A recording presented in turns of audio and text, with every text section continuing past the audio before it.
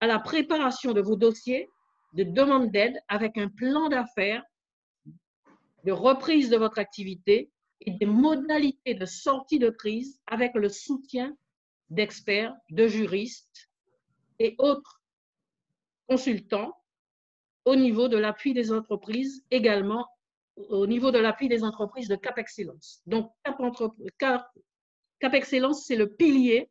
Le président donc a mandaté un certain nombre d'experts pour vous accompagner, notamment par Charles François, expert comptable commissaire aux comptes, à qui je vais immédiatement passer la parole. Bonjour Madame la Présidente, bonjour Mesdames, Messieurs, bonjour à tous qui nous faites l'immense privilège de participer à cet échange visio qui va être, je pense, dans l'avenir, une façon de plus en plus régulière de rendre l'information rapidement accessible. Je tiens donc vraiment à vous remercier de nous recevoir là où vous êtes et nous allons essayer de répondre à cette première urgence qu'il s'agit de traiter du Fonds de solidarité. Pourquoi avons-nous choisi et pourquoi le président de Cap Excellence et la présidente de la direction économique m'a demandé de traiter de ce sujet? C'est au regard de l'urgence que revêt cette mesure. Cette urgence qui a été aussi comprise par les médias, rappelez-vous, récemment, nous avons un peu fait savoir à ceux qui sont dans les difficultés, aux entrepreneurs qui sont dans leurs difficultés quotidiennes, dans leurs préoccupations courantes, que, attention, il faut se poser quelques minutes pour pouvoir solliciter cette aide, ce fonds de solidarité, dont je vous expliquerai un peu son contenu, pour pouvoir solliciter ce fonds de solidarité dans le volet de l'indemnisation, dans la partie de l'indemnisation du mois de mars. Je vous expliquerai tout ça tout à l'heure. Il y a une urgence parce que l'urgence se termine le 30 avril. Et nous avons le sentiment que ça a été compris, que beaucoup se sont mobilisés, puisque quand nous avons réagi là-dessus, voyant que beaucoup de chefs d'entreprise n'avaient pas encore sollicité cette aide alors qu'ils auraient pu y prétendre. Nous n'avions que 3700 entreprises qui avaient sollicité l'aide. Or, les entreprises potentiellement, parce que pas toutes, mais potentiellement éligibles à cette aide, en tout cas qui ont moins de 10 salariés, c'est un des critères, je vous en dirai plus tout à l'heure, ces entreprises sont de 39 000. Donc 3700, c'était un peu inquiétant parce que cette somme-là, même si elle paraît une somme pour débuter un peu, pour soulager un peu, elle est importante pour tous les chefs d'entreprise qui en ont besoin, de sorte que vous puissiez passer un peu le cap du confinement, avoir un peu de baume, voilà, pouvoir respirer un peu, de telle sorte aussi que vous puissiez répondre aux urgences, puisqu'il n'y a pas eu d'entrée pendant ces mois-là, et notamment à partir du 15 mars, il n'y a pas d'entrée dans beaucoup d'entreprises. Donc, c'était un peu notre souci, une forme de solidarité. C'est ce qu'a souhaité le président de Cap Excellence. C'est ce que vous m'avez demandé, madame, de me concentrer sur ceux qui, en tout cas, témoignaient de notre solidarité vis-à-vis des chefs d'entreprise. C'est ce que nous avons préparé. Nous aurons d'autres webinaires, ne vous inquiétez pas, sur les mesures qui ont leur temps. Le prêt garanti par l'État, le prêt rebond, il y a des délais qui sont beaucoup plus longs. On pourra discuter de la façon dont on instruit ce type de dossier, mais nous nous sommes concentrés pour pouvoir pallier cette urgence-là et pouvoir y répondre. 39 000 entreprises, disais-je, et sur ces 39 000 entreprises, 3 700, quand Cap Excellence m'a demandé de lancer cette mobilisation. Et là, aujourd'hui, il semblerait que nous tournions autour de 7 000 entreprises. Il semblerait. Donc, nous attendons les chiffres définitifs des services de l'État qui sont, eux, collectent l'ensemble des demandes et nous saurons à combien nous sommes arrivés, même s'il y a une entreprise supplémentaire qui a pu être mobilisée à travers nos échanges, nous sommes très heureux parce que c'est un peu le but, c'est de partager avec vous ces différentes mesures. De quoi parlons-nous? Du Fonds de solidarité. Je vous fais rapidement le schéma. Fonds de solidarité, il comprend deux volets. Un premier volet qui indemnise pour 1 500 €. c'est une subvention. Le fonds de solidarité est une subvention. D'accord? Et un deuxième volet qui est encore plus sélectif, on y viendra, qui lui vous permet de bénéficier d'une subvention qui va de 2 000 à 5 000 euros. C'est de ça dont nous parlons. Réservé à des très petites entreprises qui ont subi des difficultés au mois de mars. Donc, nous allons parler, nous, de l'indemnisation du mois de mars, dont l'instruction se termine au 30 avril, c'est-à-dire se termine jeudi minuit. Donc, c'est de ça dont nous allons parler. Si vous voulez bien, et si vous avez des questions à poser, vous avez une possibilité de le faire et j'y répondrai au fur et à mesure que je les verrai venir. Mais concentrons-nous, si vous voulez bien, parce qu'il y aura d'autres échanges et nous en ferons pas mal d'ici là. Concentrons-nous à cet objectif du mois de mars. Donc, réservé à des très petites entreprises, dit-on, à des petites entreprises, je dirais, très petites, vous verrez que les critères permettent quand même d'avoir du volume, qui ont commencé leur activité avant mars 2019, parce qu'il y a les critères que je vais reprendre pour vous, qui se présentent comme ci. Premièrement, premier critère dont vous devez vous souvenir, c'est que l'effectif est de moins de 10 salariés. Ce sont des entreprises qui ont moins de 10 salariés. 39 000 en Guadeloupe, je pense que, franchement, nous avons un public qui peut être concerné. Qui ont un chiffre d'affaires, qui dégage un chiffre d'affaires de moins de 1 million d'euros et qui dégage un bénéfice de moins de 60 000 euros. Voilà les entreprises qui sont éligibles, qui sont cibles. Et en plus de cela, nous avons, elles ont une obligation d'être, et c'est ça qui a posé question aussi, le deuxième point qui a posé question, d'être à jour de leur dette fiscale et sociale. Nous avons donc compris deux choses. C'est que sur ces 39 000 entreprises qui n'ont pas encore sollicité l'aide, il y a celles qui n'étaient pas encore mobilisées parce que tout simplement, elles n'ont pas vu ou elles ont dû entendre parler de ça, mais elles n'ont pas compris qu'il y avait une date limite. Donc ça, c'est celle-là. Attention, il y a une date limite. Donc je crois que beaucoup ont réagi là-dessus. Vraiment, c'était l'objectif. Et il y a celles aussi qui se disent, oui, mais moi, je suis bloqué avec des dettes fiscales et sociales. Donc, voilà, quoi, c'est un peu compliqué. Donc ça aussi, on a essayé de trouver des réponses à vous proposer pour que celles qui veulent s'engager vers un moratoire puissent le faire très facilement aujourd'hui, de sorte qu'ils puissent prétendre à cette aide dans cette période difficile que nous connaissons. Voilà la cible qui nous occupe aujourd'hui et voilà celle que nous voulons atteindre. C'est quoi cette aide? 1 700 euros. Il y a deux types d'entreprises qui sont ciblées. Donc, vous entrez dans le premier canevas. Donc, je vais faire très vite et je répondrai aux questions de notre modérateur, M. Hervé Montlouis, quand il va me demander d'être plus précis. Donc, je vais très rapidement pour vous laisser aussi l'occasion d'avoir un échange. Parmi ces entreprises qui sont éligibles, il y a deux catégories d'entreprises. Les premières catégories d'entreprises, ce sont celles dont l'activité a subi fermeture administrative. Vous savez, ce sont les activités que le décret du 15 mars 2020 a obligé à fermer, quoi. On a dit, écoutez, vous n'avez plus la possibilité de travailler, donc fermeture obligatoire.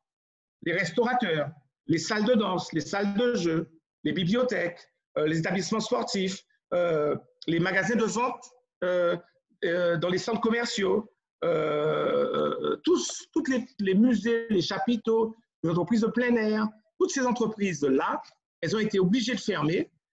De facto, quand elles correspondent aux critères précédents, de chiffre d'affaires, de bénéfices et d'effectifs, et qu'elles sont à jour de leur aide sociale, de facto, elles peuvent prétendre à l'aide si, et c'est ça le premier critère qui est important pour fixer l'aide, le montant de l'aide, c'est de comparer le chiffre d'affaires de 2020, de mars 2020, puisque c'est une indemnisation sur insuffisance de chiffre d'affaires, de comparer ce chiffre d'affaires de mars 2020 au chiffre d'affaires de mars 2019.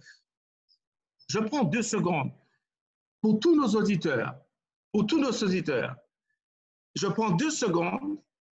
Il est important de comprendre qu'il faut aller d'ores et déjà vous regardez vos chiffres d'affaires de mars 2019 et à mars 2020.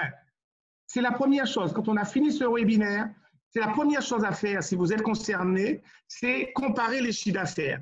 Vous savez que le chiffre d'affaires de mars 2019, si vous avez établi votre comptabilité, mars 2019, vous savez que ce chiffre d'affaires, il est dans votre comptabilité. Si vous avez tenu votre comptabilité, vous vous adressez, alors là, pour toutes les entreprises qui ont un expert comptable, il n'y a pas de souci, votre expert comptable vous aide à faire ça. Tous les experts comptables sont mobilisés pour vous faire ça. Là, il n'y a pas de souci du tout. Vous êtes bien outillés, vous avez votre expert comptable.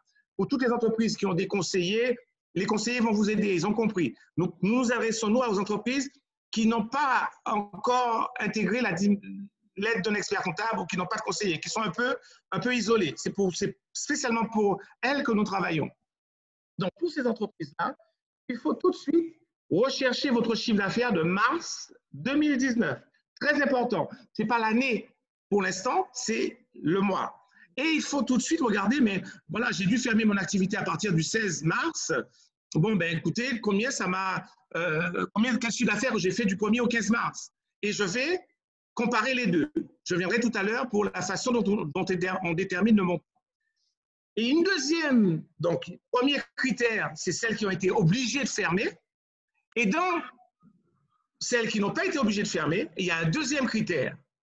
Il y a un deuxième critère qui est celui de la comparaison encore du chiffre d'affaires, mais il faut que la différence de chiffre d'affaires soit supérieure, c'est-à-dire l'insuffisance, la perte de chiffre d'affaires soit supérieure à 50%.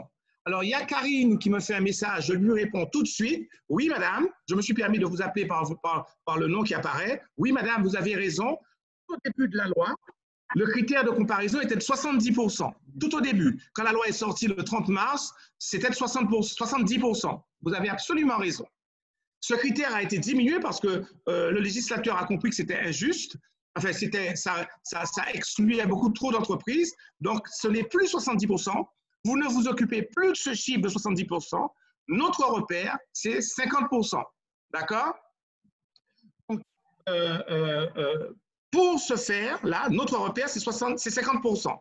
Donc, les entreprises qui sont éligibles, les critères de tout à l'heure, effectifs, salariés, bénéfices, à jour des dettes fiscales et sociales, elles n'ont pas été obligées de fermer. Elles comparent le montant de leur chiffre d'affaires 2020 à celui de mars 2020, à celui qu'elles ont réalisé, ces entreprises, en mars 2019. Et pour qu'elles soient éligibles à l'aide, il faut que la perte de chiffre d'affaires qu'elles ont subie en mars 2020, donc il faut qu'elles aient perdu le chiffre d'affaires. Si en mars 2020, si elles ont fait plus de chiffre d'affaires en mars 2020 par rapport à mars 2019, elles ne sont pas éligibles. Il faut qu'elles aient fait moins de chiffre d'affaires en mars 2019 et moins de plus de 50%. Donc, si elles ont fait en mars 2020, elles ont fait, par exemple, je dis un chiffre, 10 000 euros de chiffre d'affaires, il faut qu'elles aient fait moins de 5 000 euros en 2020. 10 000 euros, moins de 5 000 euros. Et c'est à partir de là qu'elles sont éligibles et qu'elles percevront l'aide de 1 500 euros. D'accord? Ça, c'est le contexte qui nous occupe et la façon de remplir cette aide. Madame la Présidente l'a dit tout à l'heure, une cellule a été montée pour vous aider, mais c'est très simple. Monsieur Montlouis nous dira deux mots tout à l'heure, on nous montrera un peu le site, c'est très très simple. Il y a, je me permets de dire les noms qui apparaissent, qui me disent, oui, mais si nous n'avons pas eu de chiffre d'affaires en mars 2019, excellent, effectivement, imaginez que vous ayez créé votre entreprise au mois de juillet 2019, donc vous n'avez pas de comparatif avec mars 2019, mais il faut quand même un chiffre d'affaires de référence. Si vous avez créé votre chiffre d'affaires au mois de juillet 2019, dans mon exemple, vous devez avoir le chiffre d'affaires de toute l'année, de juillet, août, septembre, octobre, novembre, décembre, janvier, février. Ça fait 7 mois. D'accord? C'est bien ça? Ça fait 7 ou plus? Non, ça fait 8 mois, pardon. D'accord? Donc, en fait, vous faites la moyenne de tous vos chiffres d'affaires.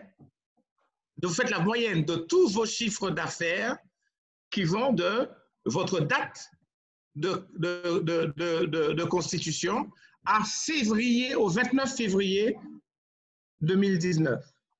C'est cette moyenne-là, au nombre de mois, qui va servir de référence et de comparaison avec le chiffre d'affaires du mois de mars 2019. Je pense que vous avez bien compris. Vous êtes constitué après mars 2019. Il faut quand même un chiffre de référence. Le chiffre de référence ne sera pas un seul mois, sera la moyenne de tous les chiffres d'affaires jusqu'à février 2019. Ça rend la recherche d'informations plus complexe. Parce que une question qui m'est posée par Jocelyn, il me dit, mais si je n'ai pas l'information sur mon chiffre d'affaires 2019, mais annuel, alors demandez, si vous avez votre information annuelle, c'est que vous avez fait votre comptabilité. Demandez à votre expert comptable, à votre cabinet comptable, à vos conseillers qui vous ont établi vos comptes, de vous donner, d'isoler votre chiffre d'affaires 2019. En tout cas, vous devez l'estimer précisément. D'accord? Donc, voilà un peu le canevas de ce qui nous occupe aujourd'hui, c'est-à-dire de cette aide, de cette subvention dans son premier volet de 1 500 € d'indemnisation. Monsieur le modérateur, voulez-vous m'interpeller sur un sujet particulier, ou Madame la Présidente, à cette étape-là? À cette étape, je pense qu'on a eu bien raison de faire cette manifestation, de tenir ce webinaire, parce que vous voyez qu'il y a des très petites entreprises qui n'ont pas accès facilement, qui ne comprennent pas toujours, qui ne savent pas très bien réagir. Donc, notre rôle est fondamental sur la possibilité de mobiliser les fonds, mais ça n'est pas si simple pour les très petites entreprises en difficulté. C'est exact, madame. C'est exact, madame. C'est exact et c'est important parce que une autre information capitale qu'il faut que les chefs d'entreprise doivent rechercher très rapidement, c'est leur numéro pour accéder à leur espace DGFiP. Ils ont un numéro qui est sur leur avis d'imposition, par exemple, un numéro qui est un numéro fiscal. Ce numéro fiscal leur permettra d'accéder à leur espace particulier, mais cela, l'ensemble des agents et des membres de la commission de l'aide vous l'expliqueront. Monsieur le directeur Hervé Molu nous met un peu la demande. Avant d'arriver là, il y a la démarche et de trouver le numéro fiscal, d'aller sur son compte DGFiP et sur ce compte DGFiP, dans le volet particulier, de faire la demande. Et c'est cette demande-là, on arrive à cet espace-là. On fait la demande par le biais, mais c'est ce que vous expliqueront ultérieurement. Et si ceux qui veulent encore des explications, vous le présenteront.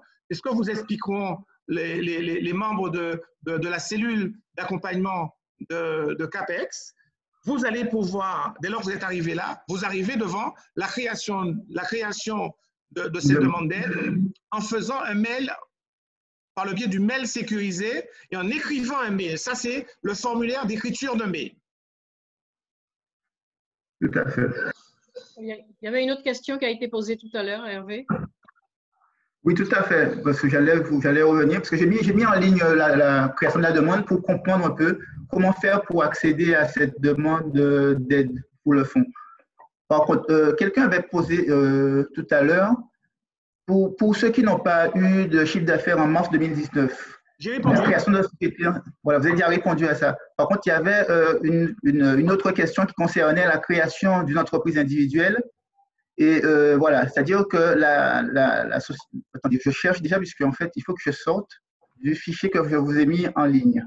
Alors, une seconde, je vais poursuivre parce que, effectivement, voilà, dans la réponse que m'avait posée Madame Tracy m'avait suggéré une date, m'avait suggéré septembre. Je n'avais pas vu la date. Alors, Madame, vous trouvez votre chiffre d'affaires de septembre, d'octobre, de novembre, de décembre, de janvier et de février, ça vous fait 6 mois.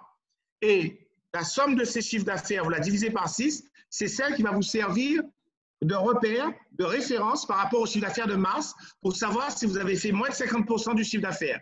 À la question, est-ce que ces entreprises sont éligibles? Oui, elles sont éligibles.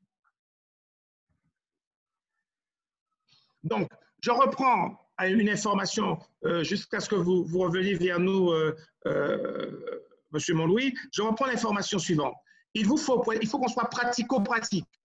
Nos webinaires, la demande qui m'est faite, c'est que vous soyez pratique, que vous sortiez avec un savoir comment je vais faire.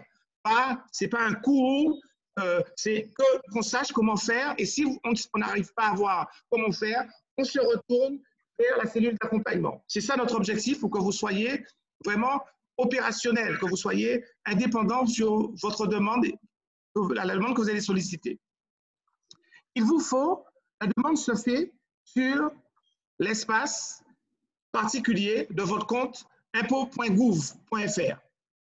La demande se fait là.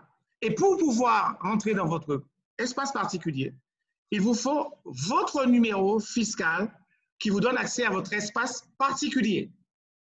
C'est très important. Donc, cette information-là, il faut que vous la recherchiez avant tout. C'est ça que vous devez rechercher en priorité. Comment je fais pour entrer? Si vous savez que vous êtes éligible, cette information, c'est ça qu'il faut que vous recherchiez. Et vous devez retrouver votre mot de passe qui vous permet d'entrer dans votre espace particulier. Mesdames, messieurs, vous ne donnez à personne votre mot de passe. La cellule d'accompagnement n'a aucune raison de connaître votre mot de passe. Elle vous accompagne quand vous êtes rentré dans votre espace particulier. Il est hors, mais je vous dis, ne donnez à personne de mot de passe. C'est très important. À part, bien entendu, quand vous travaillez avec votre cabinet d'expertise comptable et qu'il établit pour vous, dans sa relation de confiance avec vous, il établit pour vous vos déclarations personnelles, ça c'est un autre débat. Mais je vous parle dans le cadre de ceux qui nous occupent aujourd'hui de l'accompagnement, je le répète, personne ne doit vous demander votre mot de passe. Personne. Nous avons été très clairs là-dessus. Pour des raisons de confidentialité des RGPD, vous n'avez pas à donner votre mot de passe. Je me permets d'être redondant, d'insister, c'est no way. Pas de mot de passe à personne. Vous entrez dans votre espace particulier. Vous allez tout en haut à droite, on vous le montrera. Il y a un webinaire il y a un tuto qui tourne, et c'est très simple. Vous entrez dans mail sécurisé. Vous allez après dans écrire un mail. Tout en bas, vous avez « Je veux accéder au formulaire de demande d'aide des entreprises qui sont impactées par le Covid-19 ». Et là, vous arrivez sur le formulaire que nous a présenté tout à l'heure M. Montlouis. M. Montlouis, on va le revoir ensemble si vous voulez bien. Je vous le remets. Je vous le remets en ligne. Voilà, mais si vous voulez bien. Je crois qu'il y a plusieurs questions. Ah, le voilà. Oui, alors. Donc, vous l'avez en ligne actuellement. Oui. Alors, je vais regarder les questions parce qu'en réalité, je ne me suis pas aperçu qu'il y avait plusieurs questions. J'essaye de… Alors, il y a un de mes partenaires a changé de statut d'auto-entrepreneur en entreprise individuelle, ce qui a entraîné une fermeture en auto-entrepreneur et une ouverture en entreprise individuelle en août. Doit-il faire la comparaison entre mars? Non, Monsieur Séjor, non, a priori, il vient en entreprise individuelle, on compare avec son activité qu'il a commencé au mois d'août. Il aura suffisamment de repères pour le mois d'août. Comme tout à l'heure, comme septembre tout à l'heure que j'ai répondu à Mme Tracy, ce sera une comparaison sur la moyenne du chiffre d'affaires qu'il a fait depuis le mois d'août, septembre, octobre, novembre, décembre, janvier et février. Ça fait 7 mois. Il divise par 7 et il compare par rapport à son chiffre d'affaires de mois de mars. Il y a une autre question. Comptez-vous aborder l'aide régionale aujourd'hui? Je vais en dire 2 mots tout à l'heure, Madame Cécile. Je ne sais pas de quelle aide dont vous parlez. Il y en a 2. Il y a le deuxième volet. Je vais en dire 2 mots. Il y a l'aide régionale qui est réservée aux très petites entreprises. Je vous en dis tout de suite 2 mots. De très petites entreprises qui ont moins de 5 salariés, de 0 à 5 salariés, qui font moins de 120 000 € de chiffre d'affaires. C'est une aide qui est sous forme d'avance remboursable sur une durée de 7 ans, avec un différé de 2 ans. Cette aide-là, elle est instruite par la région. Si c'est de celle-là dont vous parlez, nous ferons, avec les services de la région, un webinaire spécifique pour les aides pilotées par la région. Donc, je n'en dirai pas plus. L'aide en question, l'avance remboursable en question, va de 3 000 à 15 000 euros. Voilà le canevas global. Je n'en dirai pas plus, madame, comprenez-nous, mais en tout cas, nous en parlerons plus tard, puisque cette aide-là va durer un peu. Donc, acceptez qu'on en dise 2 mots plus tard. Si j'ai oublié mon mot de passe, mais si vous avez oublié mon mot de passe, vous faites générer un nouveau mot de passe. Il n'y a pas de souci, vous aurez généré un nouveau mot de passe. Il y a madame Cécile qui me demande, madame Vanessa Cécile qui me demande, est-ce que la baisse de CA peut-elle concerner avril 2020? Oui, nous ferons aussi un webinaire là-dessus. Là, on traite mars, mais le fonds a été renouvelé pour le mois d'avril et il sera renouvelé encore pour le mois de mai. Je le dis entre parenthèses, puisque les décrets ne sont pas tous sortis, pour certains secteurs d'activité, notamment pour les secteurs très affectés, comme les restaurateurs, le tourisme, qui a subi un impact considérable par cette grève, par cette pandémie, pardon. Donc, notamment, le fonds va encore être renouvelé pour ces secteurs-là précisément. Mais on en dira 2 mots après. Si vous avez compris mars, vous verrez qu'avril sera, avec une petite variante ou 2, sera à peu près facile.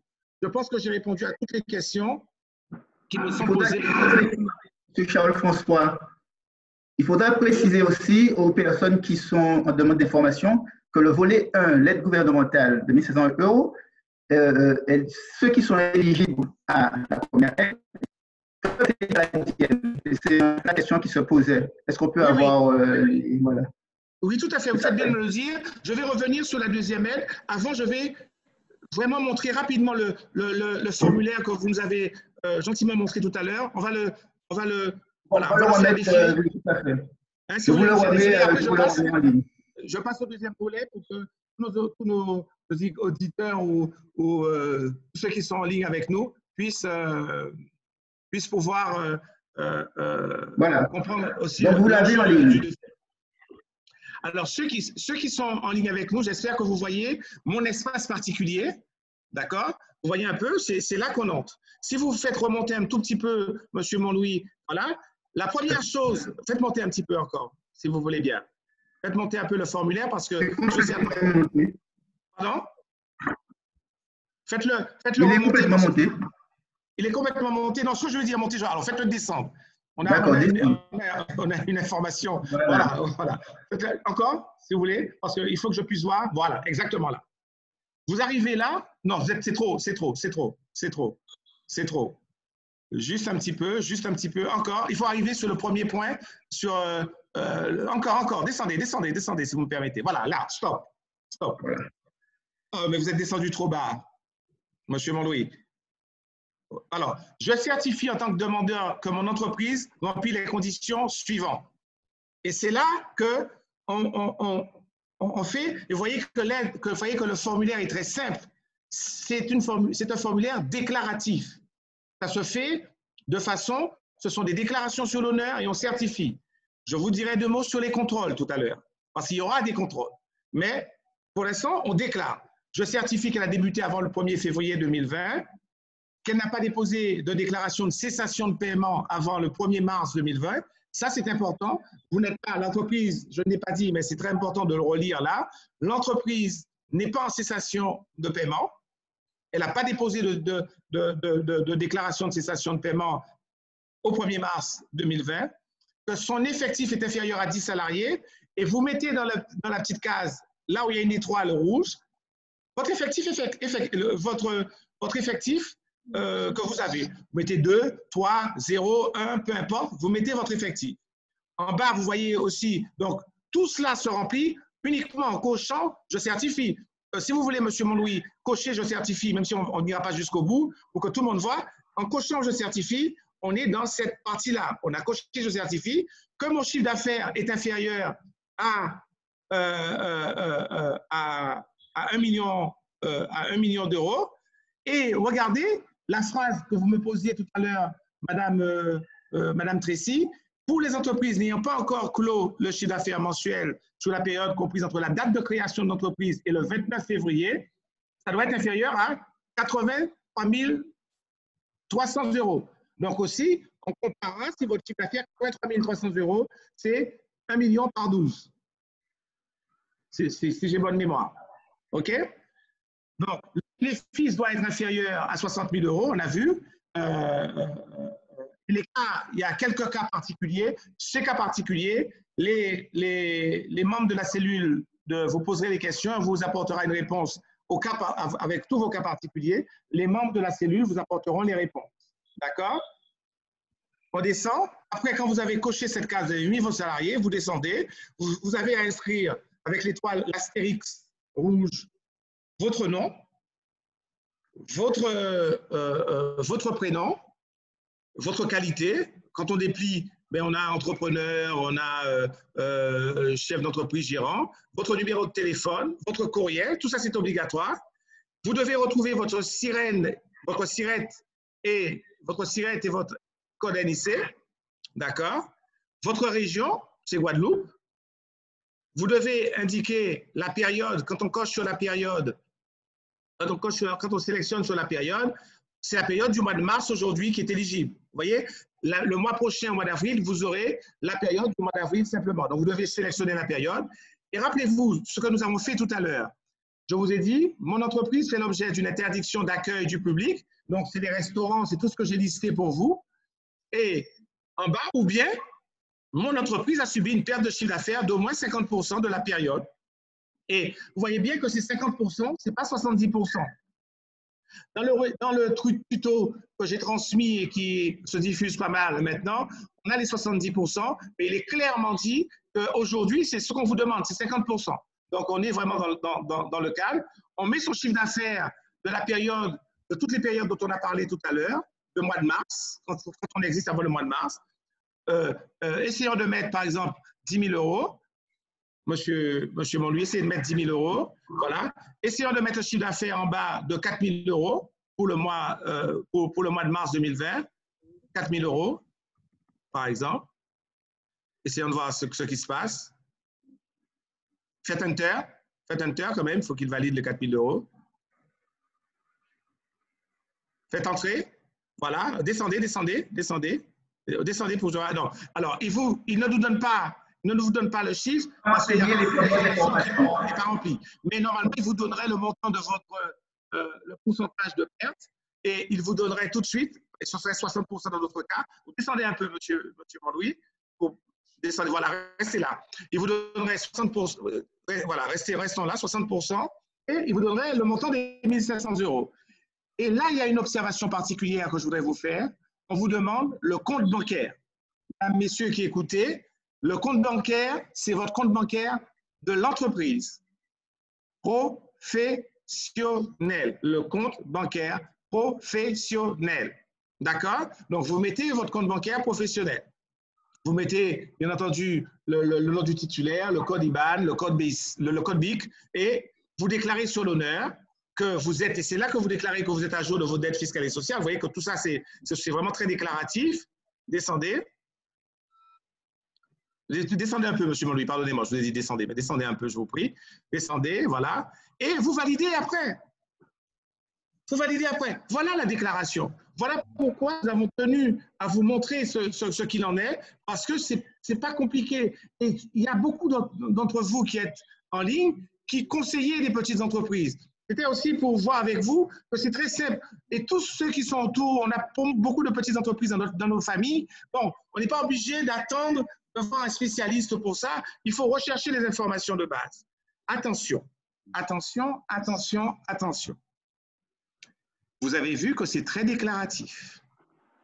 Je déclare, je certifie au départ et je déclare que je corresponds aux critères. Je donne mon chiffre d'affaires, je donne mon effectif, je donne mon RIB, je mets mon montant de chiffre d'affaires de référence. Si j'ai un chiffre d'affaires de référence, je suis dans ce cadre-là. Je mets mon chiffre d'affaires du mois de mars. À aucun moment, on m'a demandé de justifier de tout ce que j'ai dit. À aucun moment, vous avez remarqué, il n'y a pas de document qui soit transmis dans ce cadre-là. On est d'accord là-dessus.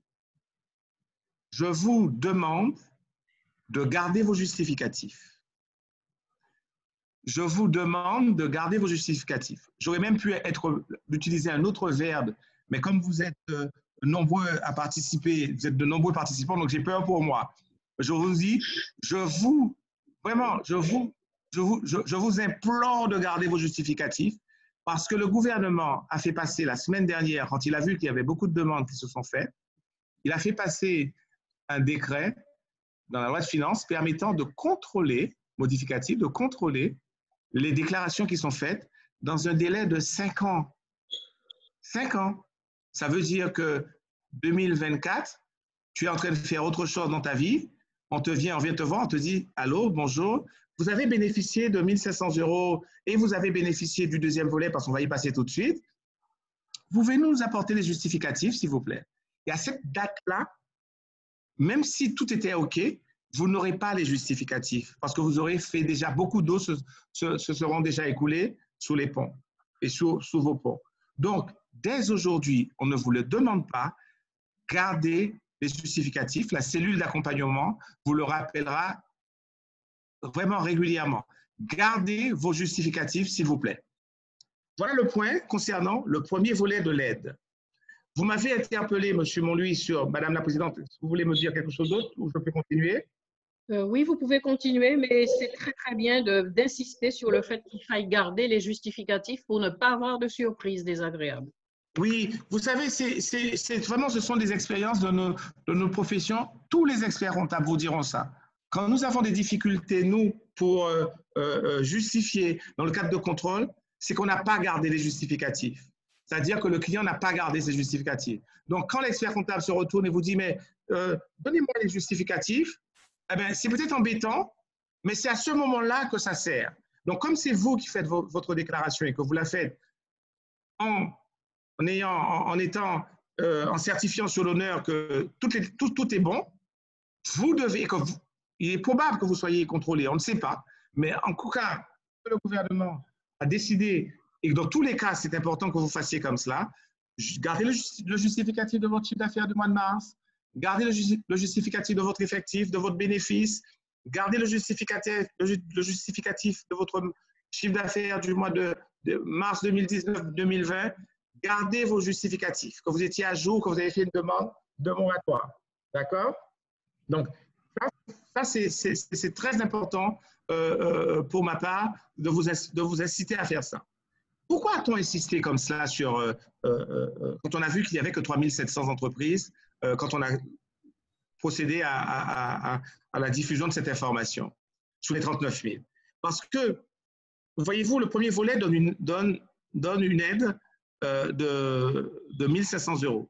Mais dans le fonds de solidarité, il y a un deuxième volet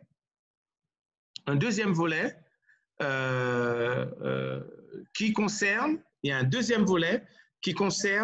le fonds de solidarité qui, lui, est instruit par la plateforme de la région. Un deuxième volet qui est instruit par la plateforme de la région. C'est sur la plateforme de la région que vous allez solliciter ce deuxième volet. J'attire votre attention. Notez bien un point particulier. Il y a monsieur ou madame Laurette qui m'a posé une question tout à l'heure sur la restauration. Je vais y revenir. Notez bien un point particulier quand vous irez sur la région aujourd'hui, sur le site de la région, la plateforme. Il y a deux accès. L'accès du deuxième volet, de ce dont nous allons parler maintenant, et ce que j'ai dit tout à l'heure à quelqu'un qui m'a posé la question sur l'aide de la région. Je crois que c'est là, voilà, Madame Cécile. J'ai répondu Pardon? C'est bien ça. Voilà, Madame Cécile m'a posé une question tout à l'heure. J'ai répondu en disant, j'ai parlé de l'aide spécifique région. Là, je parle de l'aide qui est le fonds de solidarité, puisque toutes les régions, et la région Guadeloupe a abondé dans ce fonds national, elle a la possibilité aujourd'hui de faire intégrer le fonds de solidarité dans ce deuxième volet. On est à un deuxième volet. Le deuxième volet permet d'obtenir une aide qui va de 2 000 à 5 000 euros. Donc, très intéressant. Une aide très intéressante. Cette aide de 2 000 à 500 euros, il y a franchement une exigence supplémentaire. Il faut d'abord être éligible au premier volet. Il faut être éligible au premier volet. Ce que nous venons de faire, il faut l'avoir fait. Donc, être à jour et les 4 conditions, et les 3 autres conditions. Et en plus de cela, et c'est là que ça devient, et là je crois que c'est injuste pour notre tissu économique en Guadeloupe, il faut avoir au moins un salarié. Donc, en Guadeloupe, nous avons 30 000 entreprises qui n'ont pas de salariés. Ces 30 000 entreprises sont exclues du deuxième volet. Et c'est, à mon avis, c'est aussi une raison pour laquelle j'ai procédé à cette tribune, c'est injuste pour le tissu des entreprises ultramarines, parce qu'on sait bien que beaucoup de chefs d'entreprise qui n'ont pas de salariés, ben, ils ont capoté manœuvre et ils font vivre notre activité économique et nous avons besoin d'aide, mais elles ne peuvent pas y accéder. Donc, elles sont exclues. Pour accéder au deuxième volet, donc, passer par le premier. Donc, avoir répondu à tous les critères d'éligibilité du premier. Deuxième, avoir au moins un salarié. Donc, il reste à peu près 8 000 entreprises qui ont un et plus de salariés et qui sont moins de 10 salariés à peu près, qui peuvent concerner notre rubrique. Maintenant, si vous êtes concerné par ça aujourd'hui, il y a un critère supplémentaire qui est avoir demandé une aide de trésorerie à court terme à la banque et que la banque vous l'a refusé. Donc, si vous êtes concerné par ça, par le deuxième volet, que vous avez déjà bénéficié du premier volet, en tout cas, que vous correspondez aux critères du premier volet, que vous avez plus de 0 salariés, je vous demande de solliciter une aide bancaire et d'attendre, donc de marquer la date de votre aide et de demander, si on vous refuse, un accusé de réception de refus, qu'on vous a refusé l'aide. Parce que si on vous la refuse, vous accédez automatiquement au deuxième volet. Vous avez droit au deuxième volet. C'est quand on vous l'a refusé que vous avez droit au deuxième volet. D'accord? C'est le critère. Donc, il faut que vous subissiez des difficultés, que vous ayez une situation à court terme, un déficit de trésorerie, quel qu'il soit. Il y a un montant de déficit de trésorerie que la cellule va vous montrer. Ça, on le verra ultérieurement. Aujourd'hui, on s'occupe jusqu'à la fin du mois du premier volet, mais la cellule, après, vous expliquera comment calculer les éléments. Et à la région, ils ont mis aussi toute une cellule pour vous expliquer cela. Donc, comment faire pour voir que vous êtes en situation de trésorerie déficitaire à moins d'un mois, là, à très court terme, et vous sollicitez aujourd'hui, dès aujourd'hui, vous sollicitez un concours bancaire. Vous dites, voilà, j'ai une situation difficile. Vous savez que votre banque, elle peut être, entre guillemets, très réticente. Vous savez qu'elle est un peu réticente là-dessus. Ben, écoutez, c'est pas grave. Hein. Vous lui demandez, mais dites-moi que vous me refusez. Sinon, vous attendez 10 jours. Et si vous avez prouvé que vous avez fait la demande et que vous n'avez pas eu de réponse dans les 10 jours, là, vous pouvez solliciter le deuxième volet. Et le deuxième volet vous donne droit à une indemnisation de 2 000 à 5 000 en fonction du montant de votre chiffre d'affaires. Si vous avez moins de 200 000 euros de chiffre d'affaires, vous aurez droit à 2 000. Si vous avez entre 200 000 et 600 000, vous aurez droit à 3 500. Et si vous avez plus de 600 000 euros de chiffre d'affaires, votre entreprise dégage plus de 600 000 euros de chiffre d'affaires, vous avez droit à ces 5 000 euros. Il y a beaucoup de questions qui ont été posées. Je voudrais en regarder quelques-unes. Nous avons le privilège… Pardon? Oui, nous avons le président de la Chambre des métiers. Nous avons le président de la Chambre des métiers qui est très mobilisé pour aider Monsieur le Président, bonjour, qui est très mobilisé pour aider ces artisans et qui m'avait déjà appelé pour me demander des informations là-dessus. Le président de la Chambre des métiers, M. Gabriel Foy, il ne dort pas quand il s'agit d'aider ces artisans. Il n'a pas qu'à dormir. Je me permets de dire ça, Monsieur le Président, ne m'en veux pas trop. Mais effectivement, tu nous embêtes parfois pour aider tes petites entreprises, mais on peut en témoigner. Tu nous fais part de l'observation suivante. 66% des entreprises artisanales n'ont pas de salariés. Par contre, c'est ceux-là, le plus souvent, qui embauchent uniquement des apprentis. Alors, La question, c'est de savoir, est-ce que… ouais, là, il faudrait qu'on regarde. Non, mais il faut avoir des salariés. Je ne sais pas si l'apprenti peut être transformé dans les faits si l'apprenti, si l'artisan est un apprenti, s'il peut prétendre à l'aide. Il faudrait que je puisse te répondre à ça, Monsieur le Président. Je reprends une autre question supplémentaire. Alors, oui, Madame Laurette, je ne sais pas si c'est Madame ou Monsieur, pardonnez-moi, hein, je dis ce que je vois, hein, ne m'en veuillez pas. Qu'est-ce qui est prévu pour une entreprise de la restauration de 20 salariés et plus? Alors, 20 salariés et plus, c'est autre chose. Ce qu'a prévu le gouvernement, il y a, vous avez entendu parler des mesures qui vont être prises pour la restauration pour des entreprises qui ont 20 salariés, notamment au niveau du fonds de solidarité et des aides complémentaires qui vont aller jusqu'à 10 000 euros. Tous les décrets ne sont pas sortis. Nous ferons un webinaire spécifique pour ces cas-là. Donc, je vous en dirai beaucoup plus. Nous restons focus sur notre objectif du 30 avril, mais au prochain séminaire que nous ferons sur le tourisme, la restauration, l'hôtellerie, tous les secteurs qui souffrent considérablement de cette situation là, nous reviendrons là-dessus et nous vous en donnerons plus d'explications dans le décret. Ne m'en veuillez pas, mais on en aura plus et ils seront plus précis. Alors là, question, j'essaie de voir. Alors, y a-t-il une date limite pour faire la demande? C'est Madame Céline qui me demande cela, pour faire la demande du deuxième volet. On a le temps, Madame Céline, c'est 31 mai. On a encore le temps. D'accord? Donc, on a le temps. Ne vous inquiétez pas, c'est pour ça qu'on ne met pas. Nous, vous avez compris pourquoi on fait le focus pour le premier volet à aujourd'hui, c'est parce que c'est jeudi. Il y a encore des chefs d'entreprise qui… Donc, je vous donne une anecdote. À Kabarli, j'en l'ai fait. Donc, il a vu les conférences et tout ça. Et il a compris, le chef d'entreprise m'appelle, il dit, mais avant de nous mettre dans des pires d'affaires, on dit, non, frère, il n'y a pas de pires d'affaires, frère. Puis là, c'est très simple. Est-ce que tu as des numéros? Il dit, après, tu t'en trouvé, il m'a trouvé.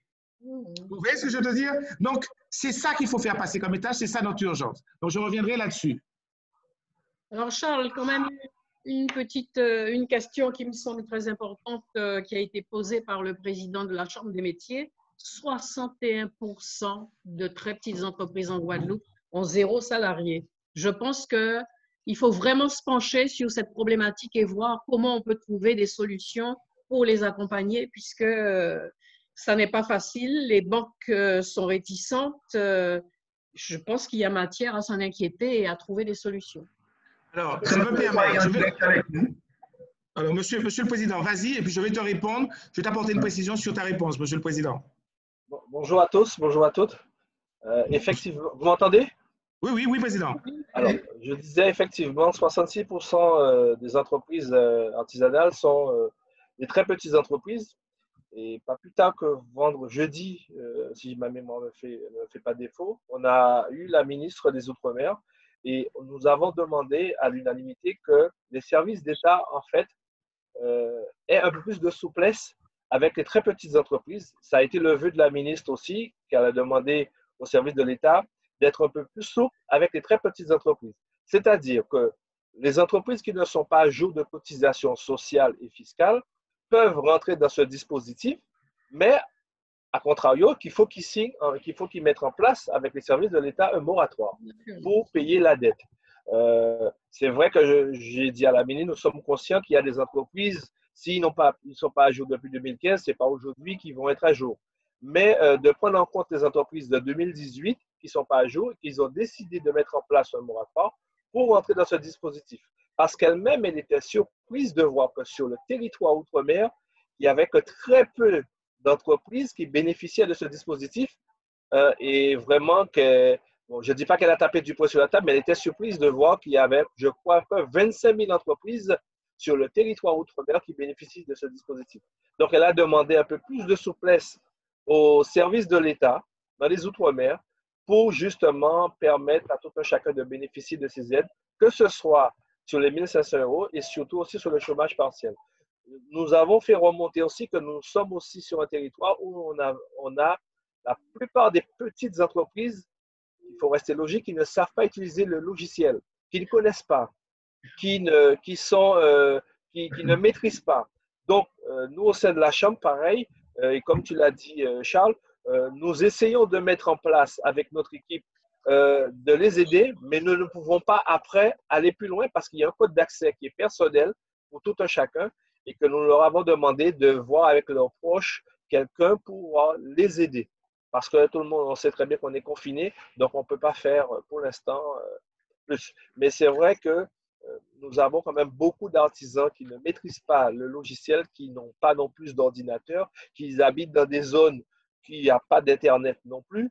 Donc, c'est un peu compliqué, que ce soit sur les îles du Sud et aussi sur le Nord-Bas-Terre. D'accord. Merci beaucoup de ton témoignage, Président. C'est très important de nous faire part de ce témoignage. Alors, je vais te donner deux observations. Première observation, mais ça, c'est, on est en webinaire, on est entre nous, et tu sais que je dis ce que je pense. Donc, je ne vais pas choquer qui que ce soit. Quand Madame la ministre nous dit qu'elle est surprise du tissu économique des départements d'outre-mer, parce que ce serait que la Guadeloupe. J'aurais dit, les Guadeloupéens, nous pas bons, mais c'est Guadeloupe, Martinique, Réunion, Guyane, je ne te parle même pas de Mayotte et compagnie, tous les départements d'outre-mer ont la même caractéristique d'entreprise. Tous, Président. Donc, Madame la ministre, qui est ministre des Outre-mer, qui connaît son tissu économique, donc elle est informée que le tissu économique dans lequel nous sommes sont des entreprises qui ont des difficultés à honorer leurs charges sociales et fiscales. Et depuis des années, je ne suis pas là pour dire qu'il faut abandonner les charges sociales, je suis simplement là pour dire que nous devons connaître notre tissu économique. Il y a 30 000 entreprises sur 49 000 qui n'ont pas de salariés. 30 000 sur 49 000 au total. Il y a 39 000 entreprises qui ont moins de 10 salariés. Donc, il y a 9 000 entreprises qui ont de 1 à 10 salariés. D'accord? Voilà ce que nous avons fait. Information actualisée, vérifiée par l'Institut national guadeloupéen des statistiques, Calistat. D'accord? Donc, notre institut nous a validé les chiffres. C'est eux qui ont fait les décomptes. Ils maîtrisent parfaitement cela. Madame Erika Mérillon et monsieur Vincent Tacita sont vraiment très au fait de la situation. Donc, autre chose, c'est mon avis aussi, Président. C'est un avis que je te donne et que je donne à tous les dirigeants de notre pays. Je vous le donne comme je le pense. Nous n'avons pas à attendre des services de l'État en Guadeloupe qu'ils aient une inflexion de l'application des règles. Ce n'est pas la peine de leur demander d'infléchir. Ce n'est pas la peine. Ils ne sont pas là pour ça. Et je le dis, c'est par expérience. Ils sont là pour faire appliquer les règles. C'est pour cela qu'ils sont là.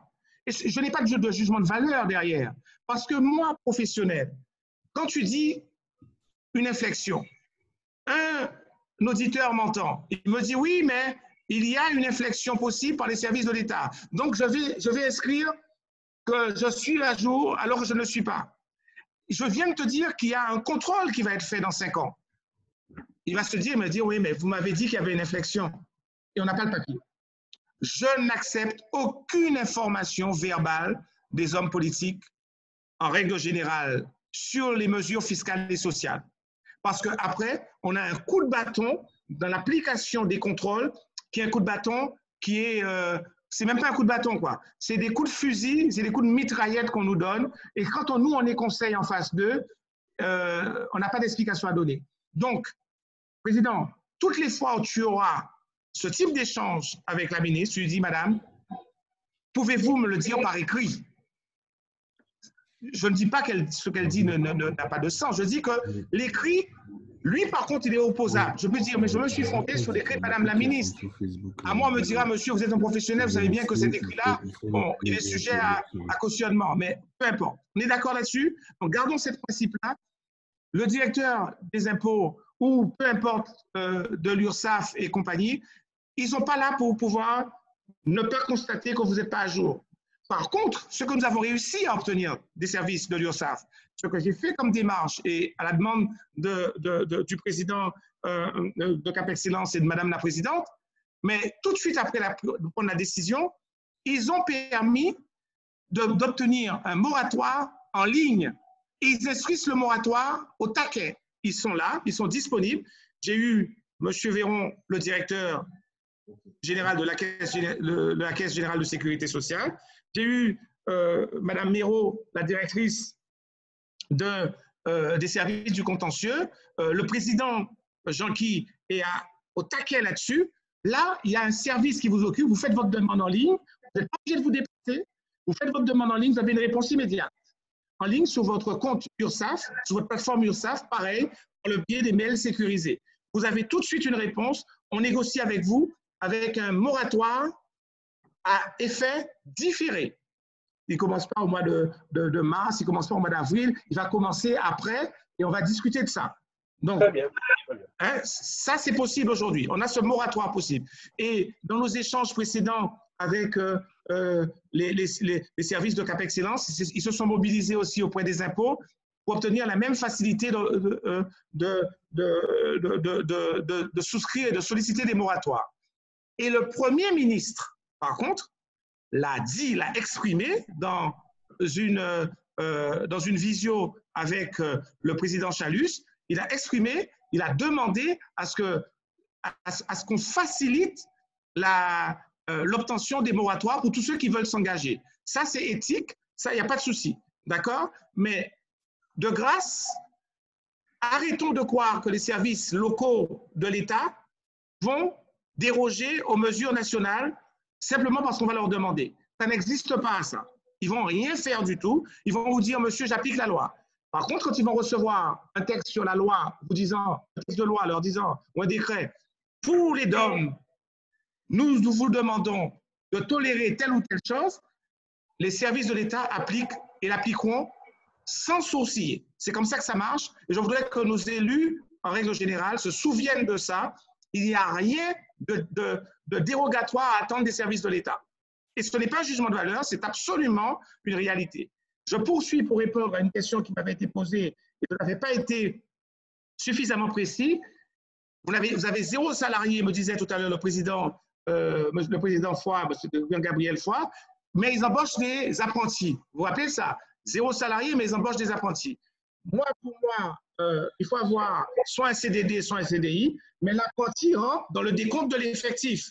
Donc, pour ma part, pour moi, c'est oui. S'il y a des apprentis qui ont été embauchés pendant cette période, pour moi, c'est oui. Ils peuvent prétendre à l'aide. Président, je viens de répondre à une question que tu m'avais posée.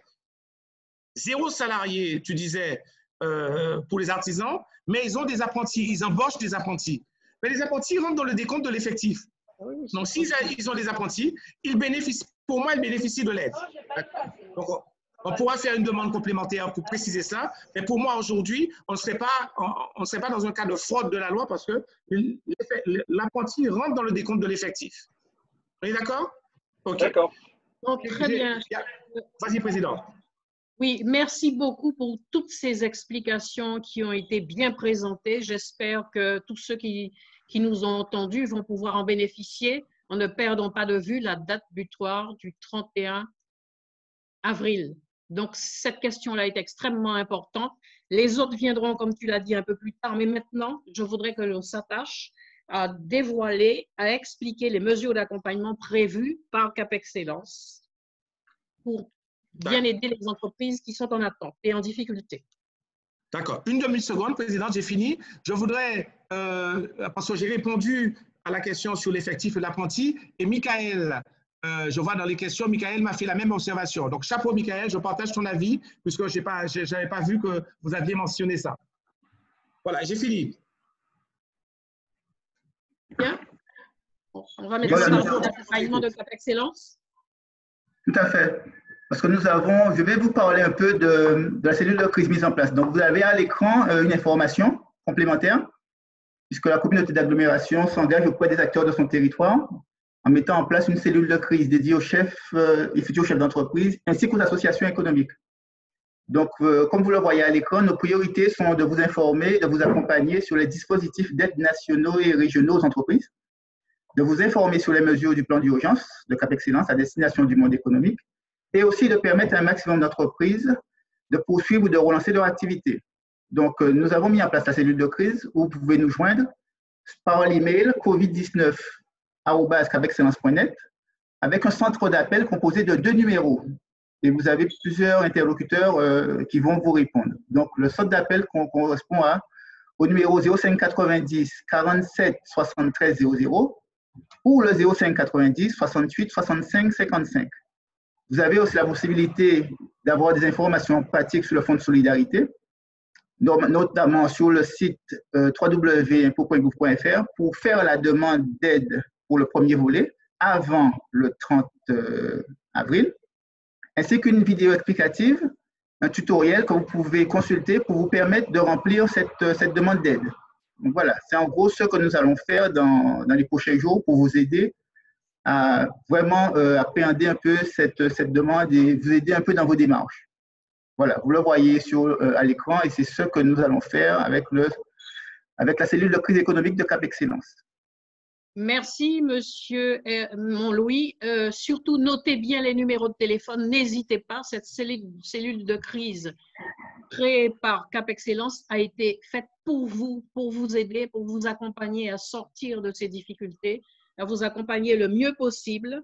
Et je dois vous dire que demain, sous ce même format, nous vous invitons à nous suivre sur l'atelier Les clés pour reconstituer sa trésorerie. Alors, nous aurons plusieurs intervenants et je vais passer la parole à Pierre-Henri Paméol, qui est au pôle économique de Cap Excellence et qui va vous donner plus d'informations.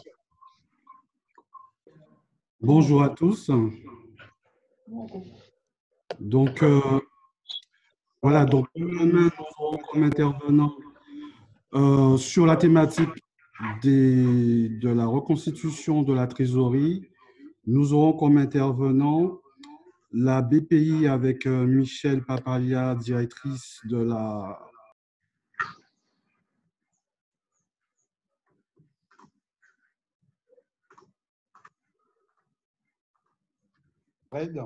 Monsieur Paméol a été son micro. Ah. Le micro, voilà, c'est bon. Pierre-Henri, c'est bon, tu es en ligne. Voilà, donc nous aurons Nicolas Rolanders et Stéphanie Julius de la Bred. Nous aurons également comme participant le directeur régional anti-Guyane de l'ADIE, donc l'Agence pour le droit à l'initiative économique. Et donc, comme animateur, nous retrouverons également Charles François, expert comptable. Voilà, nous espérons. Et cellule de il y aura quand même un suivi avec plusieurs webinaires et un suivi au niveau des entreprises que Cap Excellence faisait déjà, mais pas sous le même format. Et là, nous allons pouvoir développer puisqu'on va sûrement devoir changer de modèle économique si nous voulons nous en sortir et nous prendre vraiment, prendre les choses en main. Donc, bon courage à vous et puis à demain. Sous ce même format, nous vous attendons. Préparez toutes vos questions. Cap Excellence, toujours à votre service avec tous ces services consacrés. Merci à tous. Merci, au revoir. Merci beaucoup. Bonne journée, au revoir. Dernière précision. Ton micro. Précision, vous pouvez retrouver ce webinaire sur Facebook Live et sur YouTube, avec les liens sur le site internet de Cap Excellence notamment. Merci. Oh ben, merci. J'avais d'autres questions, mais j'appellerai Madame qui en a en privé. Mais bon. Pas de souci. Je suis disponible. C'était surtout pour les artisans de Cap Excellence, mais bon, on en parlera pour. Il y a un vrai sujet. Il y a un vrai sujet. Ouais. Merci. Donc, pas de souci. Merci à vous. Allez, au revoir. Au revoir. Au revoir. À demain.